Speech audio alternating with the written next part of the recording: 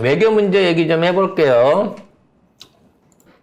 김정은하고 푸틴이 만난다고 합니다. 근데 러시아를 찾아가서 푸틴을 만난다고 하네요. 네, 김정은이 이번 달에 러시아를 방문해서 푸틴을 만나 무기 거래를 논의할 것 같습니다. 뉴욕타임스도 관련 내용을 보도했고요. 또 미국 정부 당국자도 김정은이 러시아와의 무기 거래 협상을 정상급에서 계속 논의하길 기대한다는 정보를 확보했다고 공식적으로 말했습니다. 어떻게 알았을까? 이걸 어떻게 알았을까?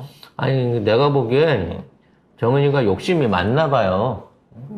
모처럼 선물 준다고 하니까. 러시아가 급하니까 지금. 러시아가 급해서 선물 준다고 하니까, 이런 거죠.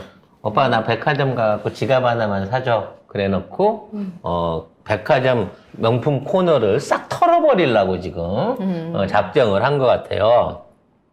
제가 보기엔, 굉장히 온갖 그 최신형 전투기부터 이제, 북한이 제일 아쉬운 게 그거거든요. 전투, 그러니까 비행기, 공군력, 그 다음에 해군력, 그 떨어져 있는, 해군력을 보강할 수 있는, 뭐, 배를 주지는 않겠지만, 잠수함이라든지, 뭐, 대한미사일 같은 것들, 그 다음에, 제궤도 그 탄두 기술, 즉, 지금 있는 ICBM의 완성형을 위해서, 궤도 재진입 후에, 이제 뭐, 분리돼서 떨어지든, 정밀 타격을 할 수 있는 탄도 재진입 기술 같은 것들을 아마 요구할 가능성이 크다고 생각이 됩니다. 근데 러시아 입장에서는 지금 계속해서 미국이 일본하고 같이 한국하고 같이 군사적 압박선을 점점 조여오는 상황이라면 주진 않더라도 빌려주거나 주둔을 시키거나 하는 방식으로라도 지금 북한의 요구를 들어줄 가능성이 높다고 생각되는 거죠. 장사는 이렇게 해야 되는데, 지가 조금이라도 유리한 조건에 섰을 때 뽑아낼 수 있는 거는 어떻게든 자기 몫을 챙겨야 되는 건데, 정은이가 지금 그 찬스를 잡았다라고 생각하는 것 같습니다. 그래서 일단 러시아부터 가서 무기를 몽땅 땡겨와. 그 다음에 중국에 가갖고는 식량이라든지 각종 생활용품, 일용품들을 몽땅 땡겨오는 거죠. 그리고 그 다음에 일본을 만나갖고 캐시를 몽땅 뜯어내갖고, 자, 이게 단순하게 그 윤석열 정부의 이 모질한 정책과 이 극단적인 대결 구도 사이에서 만들어진 이 동아시아의 분열 구도 속에서 정은이가 아주 돌아다니면서, 동네마다 돌아다니면서 삥을 어마어마하게 뜯겠구나라는 생각이 듭니다. 근데 북한 정부 대표단 20명이 지난달 말에 모스크바를 갔대요.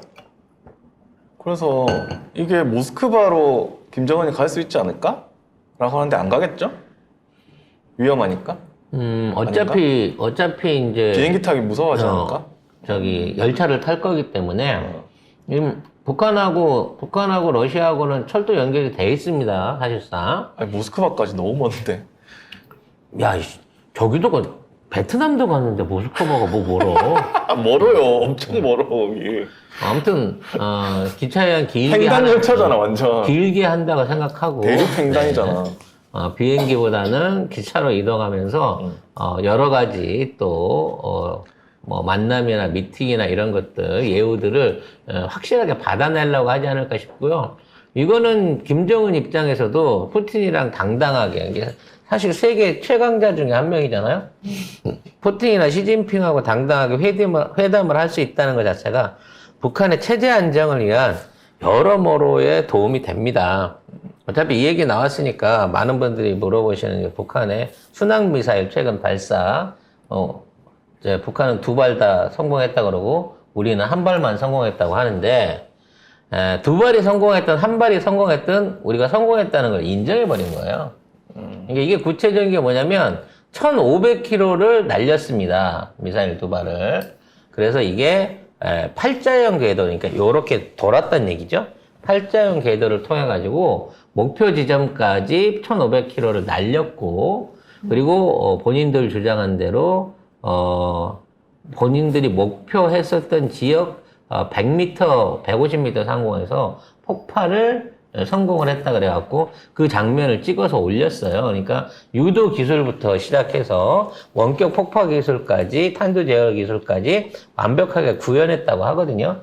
문제는 이제 얘네들의 궤적을 한미일 연합 부대들이 있었음에도 불구하고 연합 방위 체제나 사드 체제를 통합했음에도 불구하고 추적을 못 해냈다는 거고요. 얘네들이 100m 높이에서 이거를 폭파시킬 수 있다는 얘기는 거기 상공에서 핵폭탄을 터뜨릴 수 있다라고 하는 기술을 실증했다고 주장을 해요. 그러니까 이제 그거는 핵하고는 다르다라고 하는데 어찌됐거나 날린 건 사실이잖아. 화물을 거기까지 보낸 건 사실이기 때문에 사실은 미국도 그렇고 일본도 그렇고 그러니까 이게 이제 우리나라를 상정한 목적보다는 미군 기지나 미국의 괌 기지 같은 쪽을 목표로 해가지고 이게 이 바운다리 안에서 1500km니까 일본의 오키나와 기지를 목표로 해갖고 이걸 한 거기 때문에 일본, 미국 입장에서는 충분히 위협이 될 수 있는 사안이었는데 우리는 애써서 그거를 지금 별거 아니다라고 끌어내리고 있는 거죠. 그래서 미사일 터트린 건 별거 아닌데 안기부 우리나라 국정원장은 북한이 핵전쟁을 준비하고 있다는 개소리를 함으로 인해 갖고 이 언밸런스가 맞아버린 거예요. 즉 우리가 한미일 기술로는 추적할 수 없는 순항미사일 발사에 성공한 전례가 생긴 거고 그리고 거기에 핵전쟁을 대비하고 있다고 국정원장이 더 얹어줬기 때문에 저 핵이 동아시아 주변, 북한 한반도 주변 1500km 안에서는 어디서는 터질 수 있다는 거죠. 이랬을 때 일어날 수 있는 반작용은 자 이러한 핵을 보유하고 있는 지역을 원점 타격해갖고 핵 능력을 무력화시키거나 그게 아니면 북한이 주장하는 1500km 밖으로 다 나가야 되는 거예요. 군함이 됐든 뭐 잠수함이 됐든 뭐가 됐든 핵무기를 싣고 이게 날아오는 순항 미사일은요 뭐랄까 저기가 없어요. 그 요격의 의미가 없습니다. 요격이 되려고 하는 순간 터트려 버리면 뭐 반경 100km 안이 전부 다 완전히 그 전자파의 영향으로 인해 갖고 핵에 직격하지 않아도 그만한 군사적 피해를 볼 수밖에 없는 상황인 건데 북한이 이렇게 계속해서 고도화된 핵 능력들을 보여주고 있는 거예요. 그럼 이 부분에 대해서 우리가 어떻게든 평화적인 쪽으로 몰고 가갖고 문제가 안 생기도록 좀 달래줬으면 좋겠는데 달래주기커녕은 거봐 이러니까 때려잡아야 돼 라는 논리로 가고 있는 거란 얘기죠. 악순환이에요. 우리가 이상한 외교 전술을 쓰다 보니까 북한이 결국 러시아하고 같이 붙게 되고 훈련도 같이 할 수 있다고 얘기하고 있거든요. 그러니까 한반도에 계속 긴장을 고조시키는 거야. 정말 사람 하나 바뀌었을 뿐인데 나라 정체가 멍청해지고 나라 전체 국격이 날아가고 그래. 5,000년 역사에 어떤 정당성, 당당한 우리 한민족에 대한 자부심이 없어지는 느낌이에요. 그러니까 지금 말씀하신 거 사람 한 사람 바뀌었을 뿐인데 이 난리가 나는 거 보면은 그 전에 문재인 대통령이 얼마나 잘하셨는지를 우리가 그러니까. 확인할 수 있잖아요.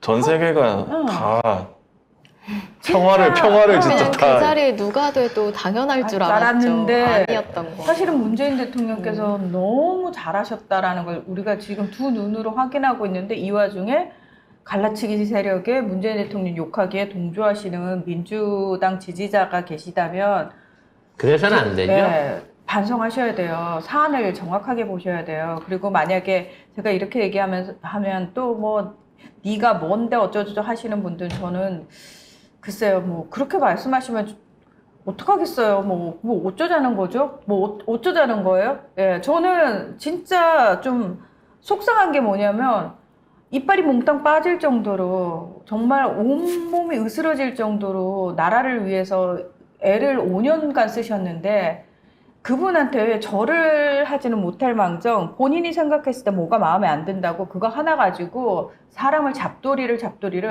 야, 저 진짜 솔직히 그 모습들 보면서 무슨 생각 드냐면 개인적 관계에서 나도 그런 사람 있으면 저 손절치거든요. 아니 19개를 잘해줬는데 한 개 지 마음에 안 든다고 너 나쁜 년이야 이런 사람하고 어떻게 같이 가요.